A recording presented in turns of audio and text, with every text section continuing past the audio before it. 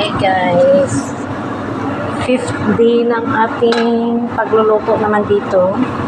Gawa tayo ng marag-adas.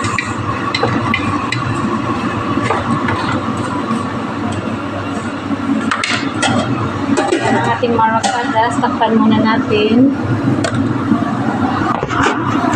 At mag-isa tayo ng ating sa manok.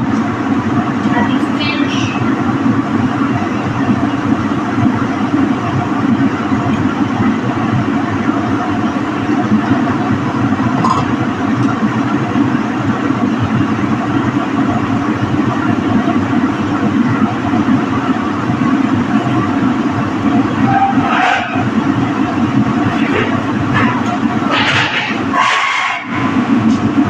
Green kapsa tayo with chicken.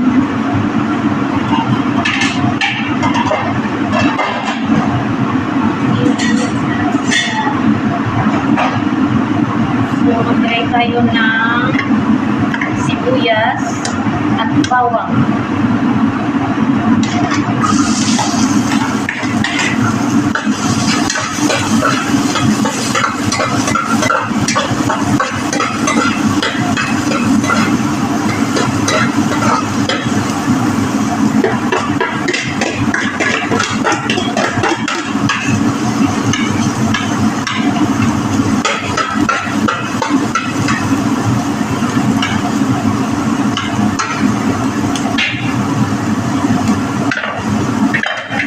Bowl na chopped na onion, tapos mga 1 tablespoon na garlic chopped mince.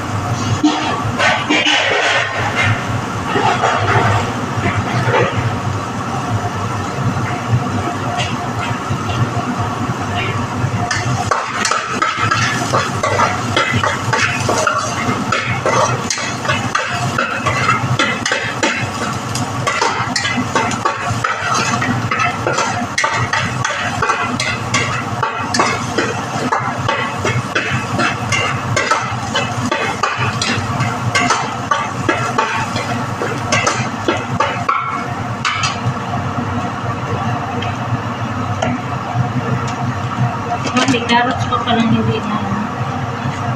So, idagdag natin sa grated carrots natin dito.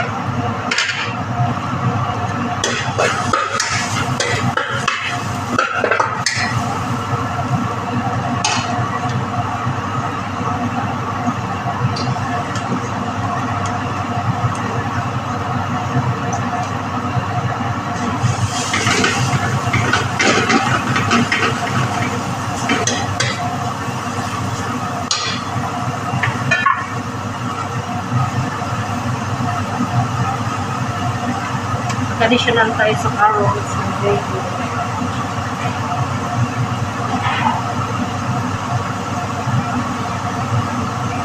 Kasi mayroong nahiwa na meron kasing nahiwa na hindi pa nahiwa, kaya i-grated na lang natin, lagay natin sa green kapsa natin.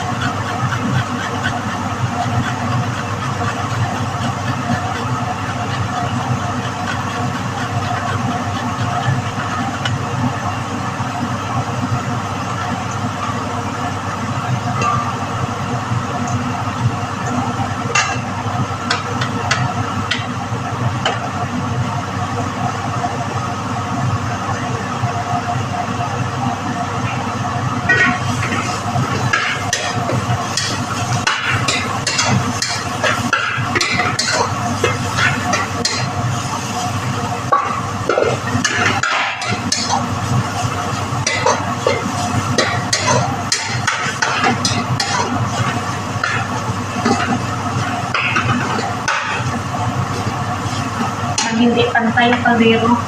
Lagyan na natin yung spill sa katisbur. Good.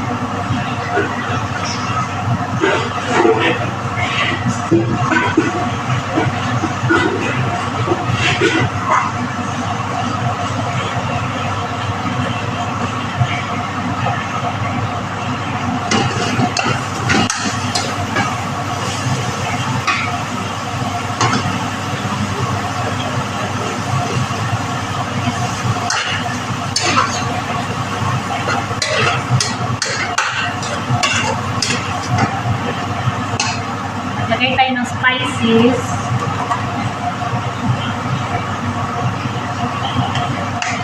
Maggi powder.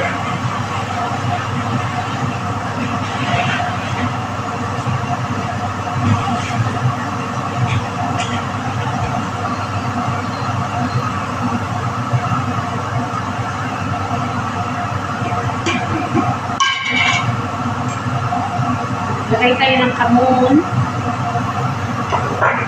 Lagay tayo ng chicken seasoning.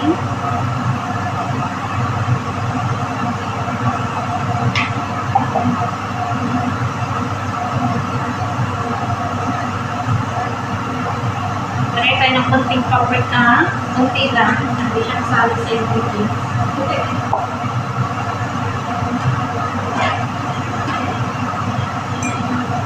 Lagay tayo ng kisbor.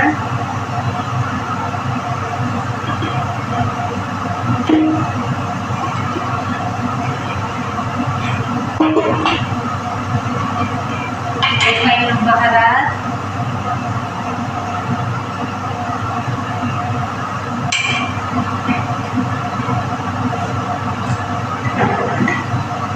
Ng black pepper.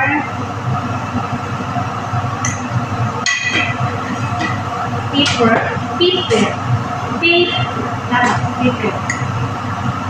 Maglagay tayo ng kokum.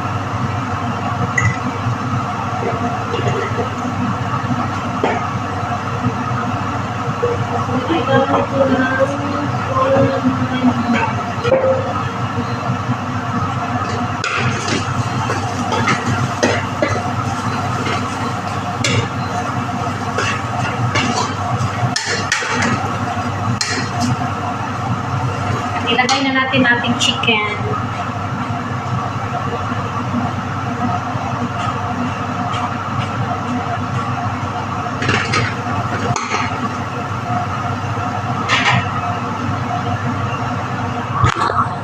Yan yung itsura niya, guys. Lagay tayo ng chicken. Yan. Tapos, ating i-mix-mix muna. So, dyan muna kayo.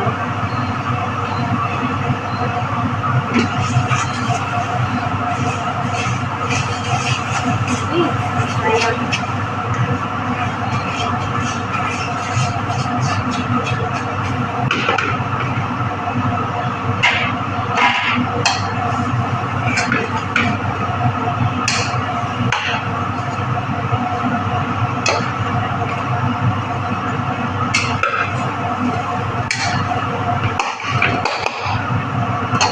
Lagay tayo ng water.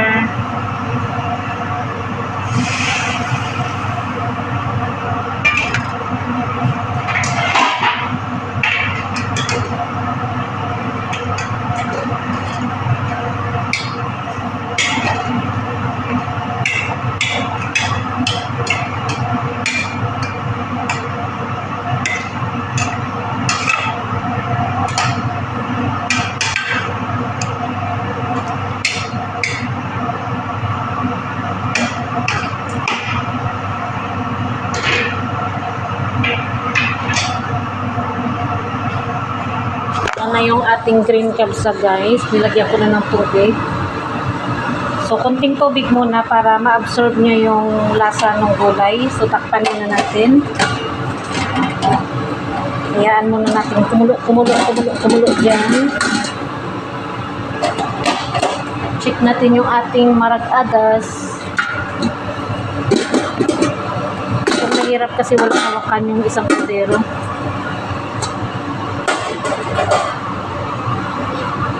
Ito naman yung marag-adas. Yan.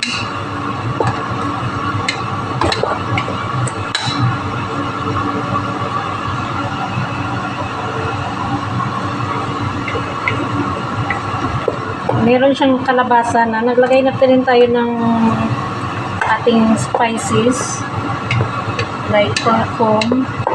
Tapos itong ano daw, tigi-tigi daw natin tong kalabasa saka yung itong adas natin. Pero yung adas malulusaw naman yan habang nilalaga siya, malulusaw lang yan. So antayin natin na lumambot itong kalabasa, saka durug-durugin natin. At speaking sa ating sa ating ito, hindi pa nailagay, mamaya na lang, lagyan muna natin ng kaunti dyan. Ito sa ating marag. At meron tayong green beans para sa ating marag. At meron tayong carrots, patatas. Yan, mamaya na yan sila pag na ano na ito. Pag na okay na ito. Maglagay na rin tayo ng asin.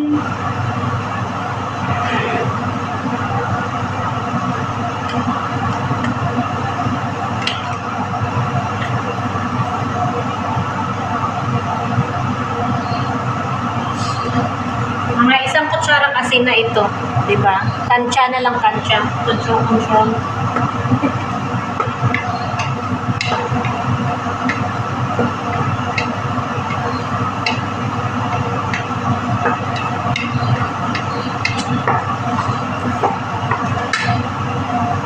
So, lagyan din natin siya ng tubig.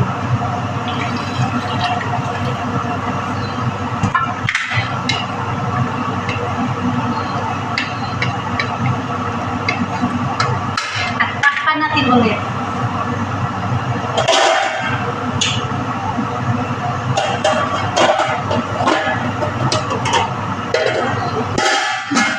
Mahirap kasi yung takip niya, ano?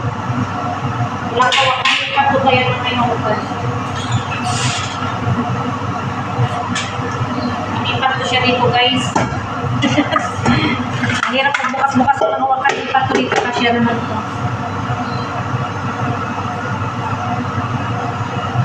Tapos dyan ako mag-try sa kabila naman. Tapos yung hawakan nito, ano, umiikot-ikot din. Aray, pasok ako. Mali. Yan. Pag gusto niyo mapasok, ganong way ang pagbuhos. Tinuruan ng ano yun, no? Napasok talaga ako. Ayun, no? Namula. Mainit kasi. Ganyan, pag gusto nyo mapasok, wrong way ang igawin nyo, pasok talaga kayo. Pasaway.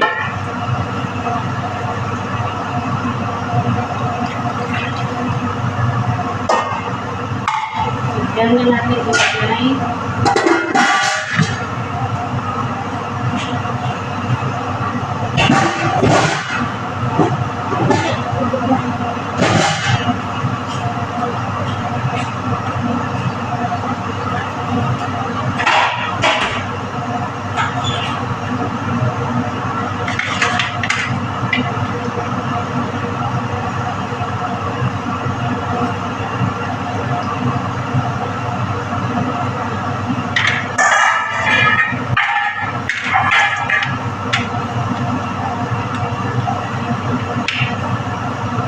Alam nyo guys, mali na yung paglagay ko ng ano. So, gisahin natin to sa kawaling, ano, sa kawaling na ano.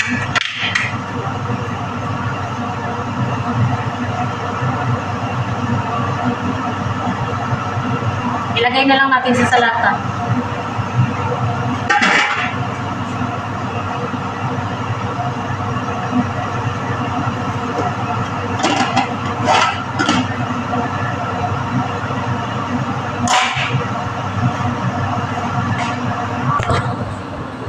Iano man natin yung ating kamay na napato.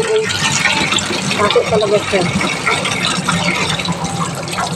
Kasama yung sa light natin, kapag tagaluto, kasama sa light yung papato. Lalo na kung mali ang ginagawa ko pagbuhos.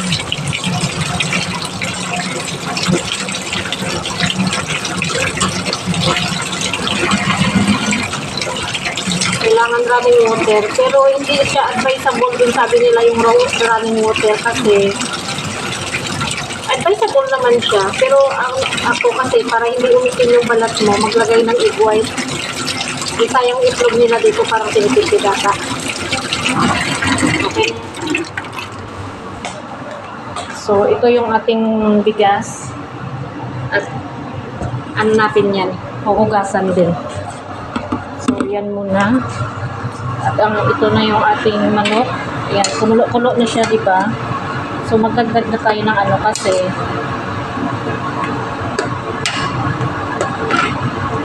ganyan na yan para ma-absorb niya yung. So, balik na rin natin guys para yung kabilang side ma-absorb niya yung lasa ng ating spices.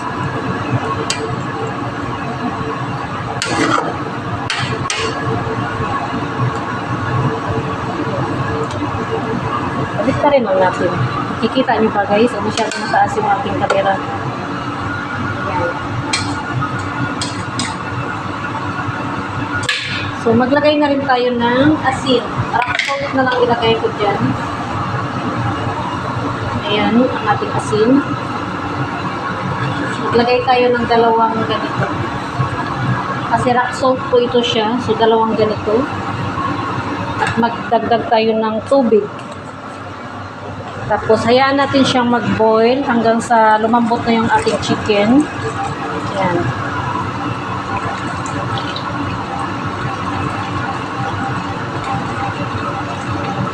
Ayan. Ganyan karami yung ating tubig.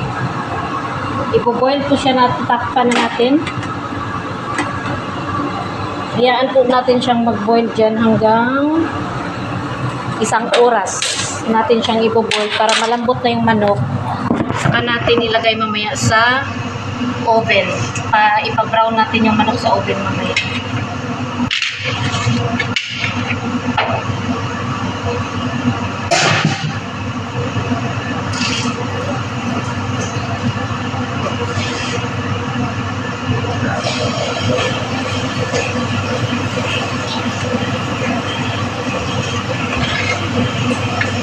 Kaya na lang natin ito sa salata natin yung ating mulutang sa marat natin eh.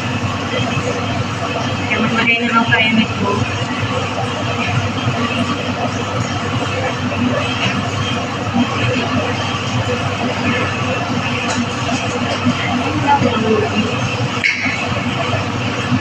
Kailangan ito ng dry lemon na 2 piraso.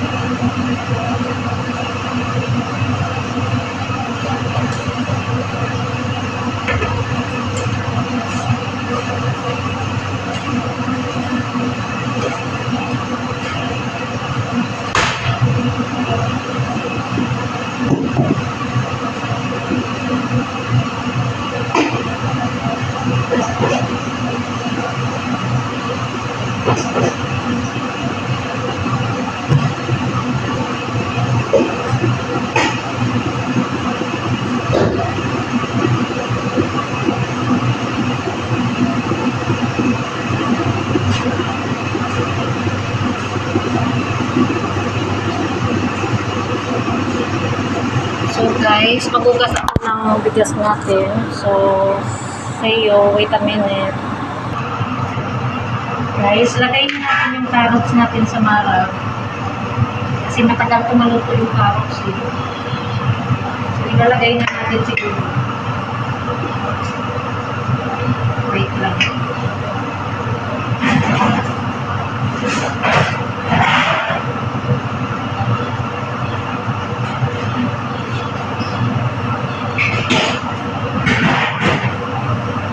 Tigi-tigi daw muna natin itong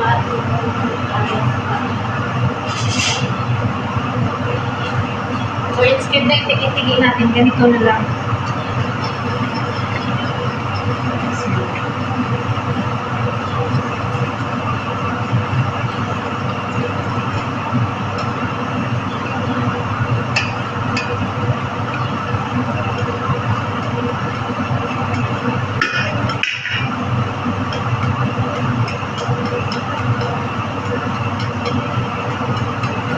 Para ma-mix yung nung kalabasa or squash or dara, para ma-mix siya sa adas, maging malapot.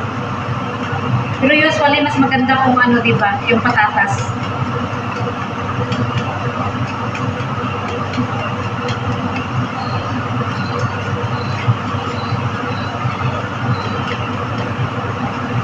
Masakit ang kamay kung napasok at naiinitan.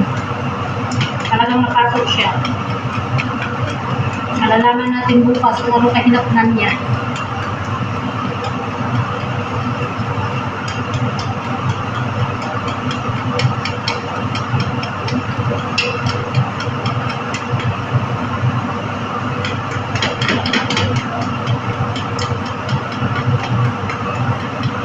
Sa amin kasi may pangganon kami talaga na ganito, na ikanon mo lang siya, matulog siya. Na din siya, yung sandok din.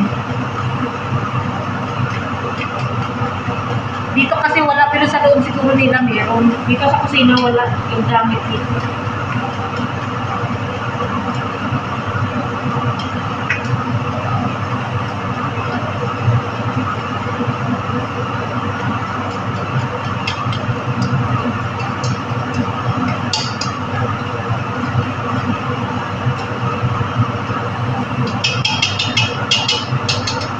Sabi kasi ni Lola, itigi-tigi daw eh. Tigi-tigi.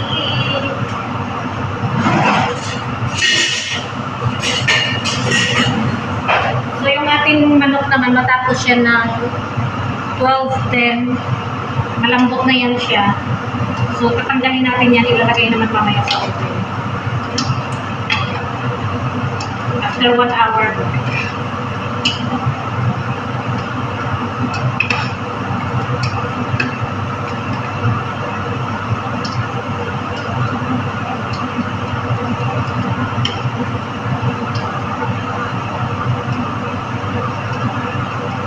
Isa na lang ako dito sa kusina, yung kasama ko umakyat na rin.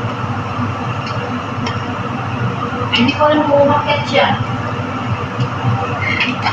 Nandiyan ako sa labas, nagpapainit.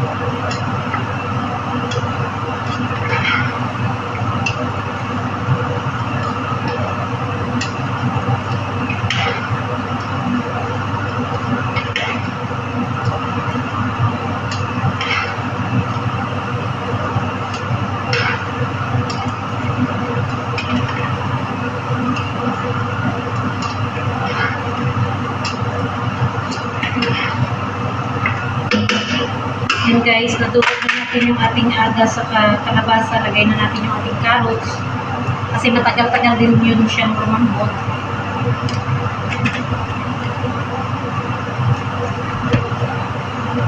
May carrots pa talaga. Hindi nahiwa. So, itabi na lang natin yan para sa next day.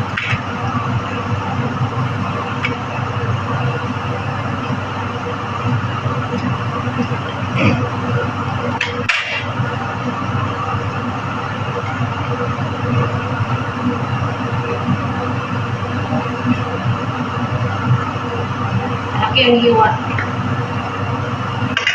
Tuloy na lang natin. Tuloy na lang natin. Okay.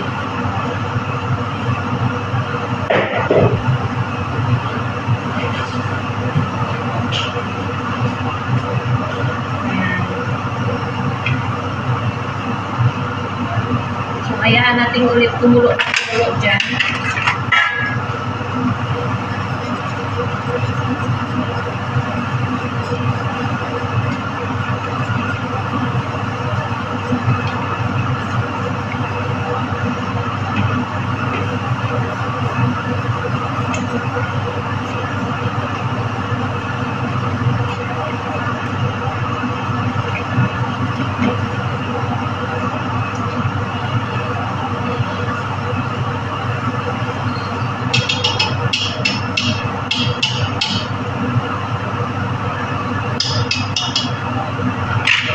Takpan natin.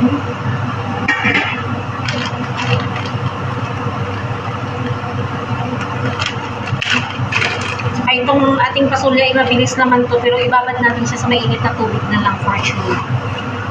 For sure. So, lagay natin sa mainit na tubig.